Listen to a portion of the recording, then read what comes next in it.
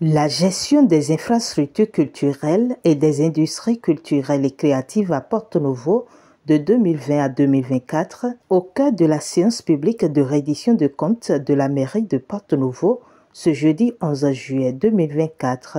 Cette séance, qui a connu la présence des populations, acteurs de la société civile, cadres, agents de la police républicaine, leaders religieux, sages et notables, a été lancée par le maire Charles Magnan-Coty, qui a fait le point des actions menées de 2020 à 2024 en faveur de la promotion des industries culturelles et créatives.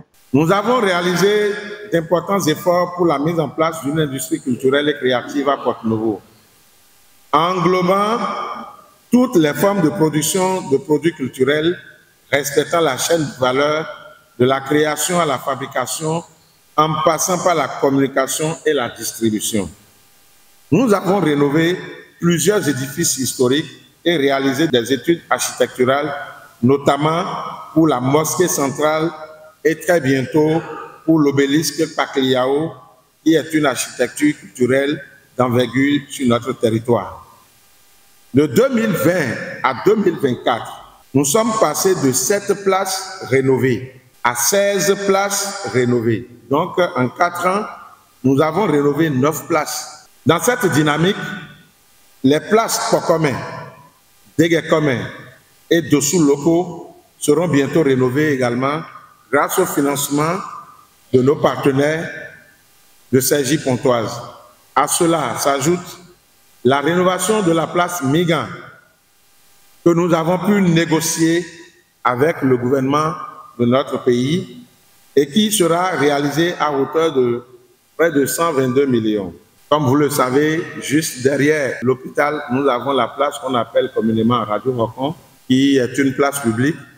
Mais dans le cadre du festival, nous avons pu négocier et amener le gouvernement à nous réaliser cette place pour qu'au moins le gouvernement aussi investisse dans la réalisation des places au niveau de la ville. Ce projet a été retenu grâce à notre plaidoyer dans le cadre du Festival des Masques de la ville de Porto-Novo.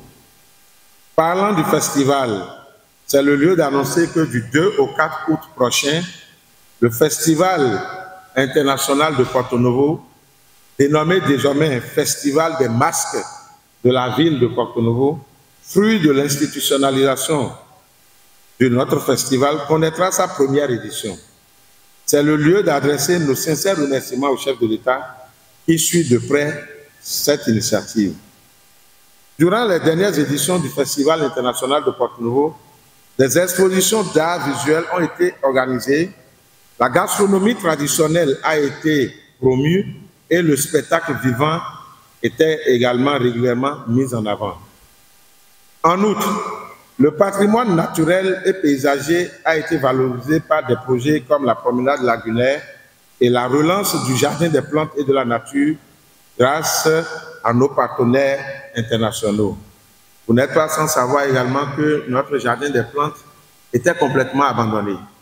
Mais depuis peu, vous allez constater que ça a repris vie, ça a pris corps et s'est animé. Toutes ces infrastructures constituent une véritable attraction pour la ville. Elles forment avec le Festival international de Porto-Novo un écosystème de création et de services artistiques et culturels important. Une bonne gestion de ce label serait une source de devises pour la commune. Nous tenons à exprimer notre profonde gratitude envers tous nos partenaires pour leur soutien indéfectible et leur collaboration précieuse. Votre engagement et vos contributions ont été essentielles pour réaliser les nombreux projets qui font aujourd'hui de Porto-Novo une ville rayonnante de culture et d'authenticité. Grâce à vous, nous avons pu valoriser notre patrimoine, promouvoir notre riche culture et bâtir une industrie culturelle florissante. Les infrastructures culturelles récemment construites ou rénovées n'apportent pas encore de revenus en tant que telles pour la ville.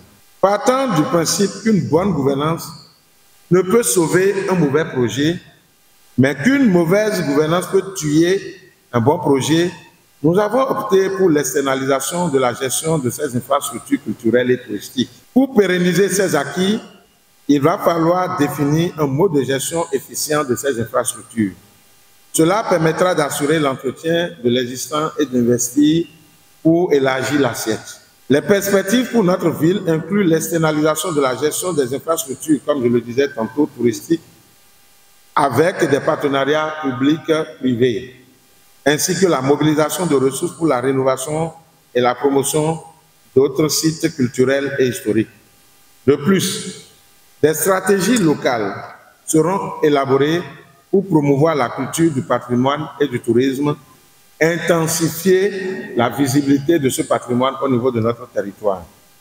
Porto Novo est une invitation à un voyage dans le temps, une découverte de l'âme d'une ville qui a su préserver son patrimoine tout en se tournant résolument vers l'avenir. C'est une destination où le passé et le présent se rencontrent, offrant une expérience unique et inoubliable. Nous avons dans ce même sillage en projet la rénovation de nos maisons afro-brésiliennes. Parce que, comme on le dit souvent, Porto Novo est la seule ville au Bénin qui détient un nombre si impressionnant de bâtiments afro-brésiliens.